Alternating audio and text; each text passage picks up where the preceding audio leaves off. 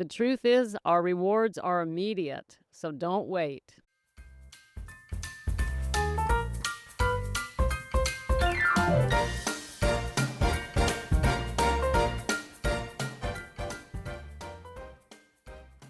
Hello, gals, and welcome to Sanctuary Saturday, a segment of the sobriety snippets for ambitious women over 40 who are in their first year of sobriety.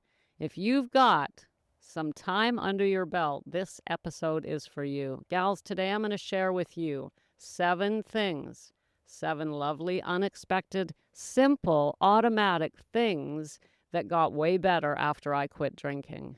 These are things that we don't have to struggle and wait for. They happen. And knowing this helps us to stay motivated. But more importantly, if you're in that first year of sobriety, these are the things you should be experiencing. And if you're not, you probably want to step up your game a bit, because these are rewards and they should just come to us. Let me share them with you. Number 1, mornings. Without a doubt, unquestioningly, without trying, your mornings should be better. If you're still waking up in dread for the day, still waking up tense, still struggling in the mornings, what can that mean? It must mean you've got some underlying conflict that you haven't looked at. What we want to do in sobriety, and we really should be determined to make this happen, is to grow into a happier life than we ever experienced before.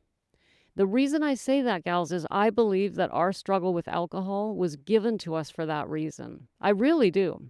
I believe that we were given this particular struggle because whoever it is, the universal intelligence or God, wants us to step up and build an amazing life.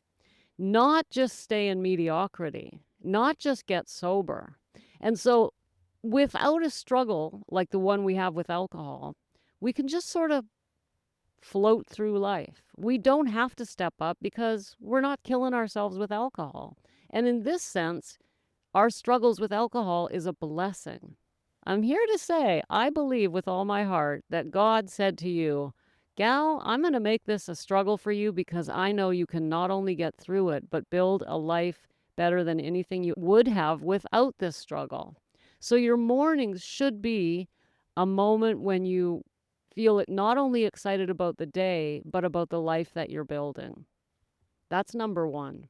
Not to mention, of course, no more shame hangovers, way more clarity. You don't feel like killing yourself in the morning anymore. I mean, that's always nice, right? But we want even more than that. Number 2 is relationships. Even hard relationships get easier, not because we've changed anyone else, but because we have changed. We are no longer approaching life the same way, and all our relationships get smoother, even the hard ones. Notice I didn't say your relationships are all healed. You might still have conflicting relationships in your life. You know, some people are just some people, right? They're going to be difficult. But we don't respond the same, and therefore that relationship got easier. Why? Because we're growing into our sobriety. So number 2 is relationships. The third thing I noticed that got way better after I quit drinking was my self-respect. Now, we would expect this, wouldn't we? But I'm not talking about confidence. I'm talking about something deeper. We start trusting our own voice. That quiet, I've got me feeling starts to build.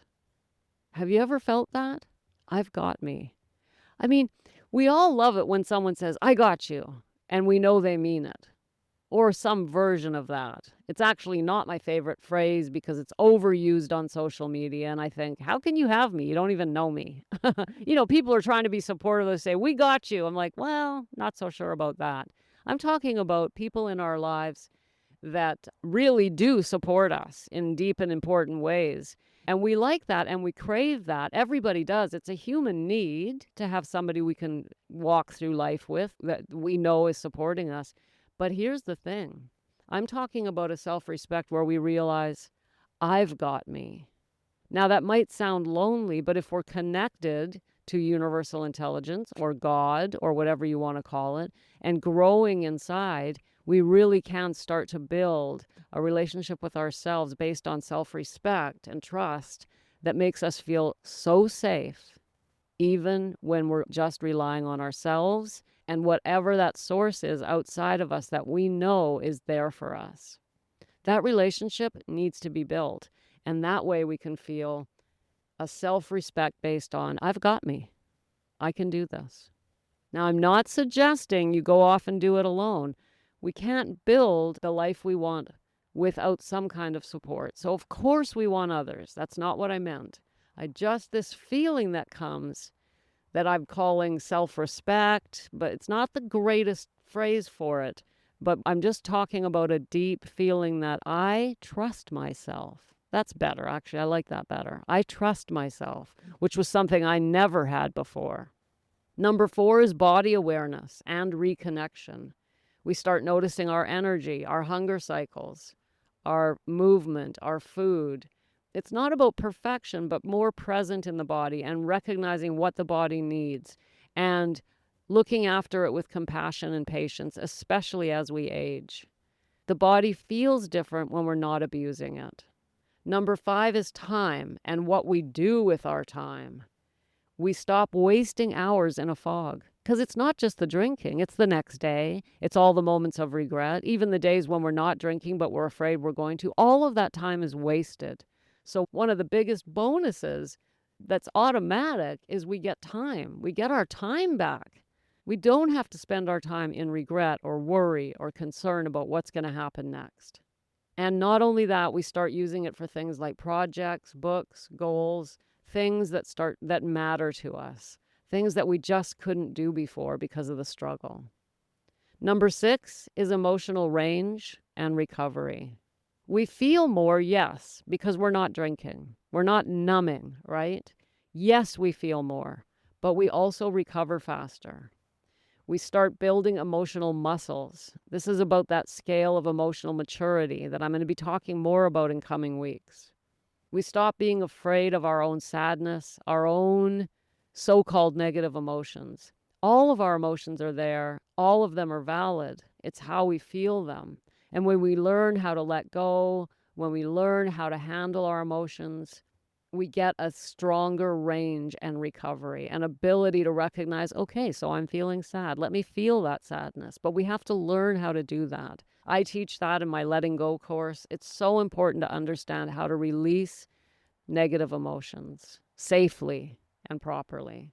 And finally, number 7, the 7th way things got way better after I quit drinking, was the way we see the future. Fear shifts into curiosity. All of a sudden, we're not worrying, geez, is this the year my liver's going to blow up? What have I done to my body? It's a miracle that the damn thing is still running with all the alcohol I'm pouring into it. And in this first year of sobriety, we really start to appreciate that our future is not full of a fear of what might happen to the body or what might happen to our relationships. Instead, we're building something and we become not only curious, but excited about the future. We start dreaming again. That is so amazing. I couldn't dream because I can't tell you how many times I would think of something I would like to do, and I literally would say, yeah, but you'll just end up getting drunk and blowing it. So don't even bother. I had let myself down so many times that the future was just, look, if I can just not get fired and somehow make it through another day without blowing it, I'm happy. Well, that's no way to live. So the future and the way we see it completely alters. The idea of more becomes possible again. And we start dreaming, even if it's quietly. Gals, these are just 7 of the many, many ways life automatically gets better when we go on this sober journey. And if you're in your first year and some of these are still out of reach for you, I encourage you to look carefully at your journey of growth. It's possible you need to step up your game because remember, it's not about not drinking. It's about growing into a woman better than the one we thought we could be in the first place. Remember, this challenge with alcohol was given to us for that purpose. And when we look at it that way, we get excited. So have a look again at these 7 things if you didn't jot them down and ask yourself some questions tonight in your journal. What's missing from my journey? Why is it missing? Because there's so much possibility in our sobriety journey. And I want to remind you about the sacred mirror because I would love to hear from you if you're in your first year of sobriety. I do hear from a lot of women who are trying to get started, and that's cool. Definitely love that. But if you're in that first year, I'd love to hear more about your struggles and your journey, your wins. The sacred mirror is there for that purpose. And I'd love to offer you a reflection back on what you share with me. The Sacred Mirror is a simple online form where I ask you a couple of questions so you can just share a little bit of your journey with me.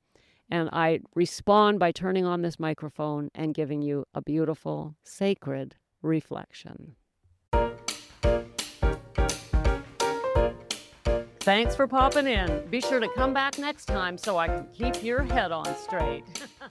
Sending you buckets of love.